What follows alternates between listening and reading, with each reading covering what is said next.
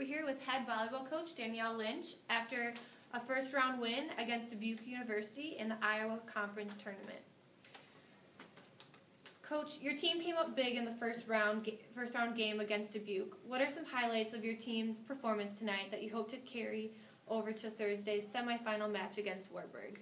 Yeah, I mean, we made a team goal of keeping things simple, and just what we've always done. Ball control is going to be key in any game, so we wanted to serve well and pass well, and then we did a really good job of distributing the ball to each pin and then to the middle, making sure we established the middle as well. So making sure that the block on the other side didn't know where we were going, and they stayed focused and they stayed intense the entire time, and you could tell that they wanted to win, and that's what they carried through with. And we lost to Wartburg in the regular season, and this is kind of the same way it played out last year, so we want to be prepared, and I think being prepared and keeping things simple with serving and passing tough, I think that will be the key to get the win on Thursday.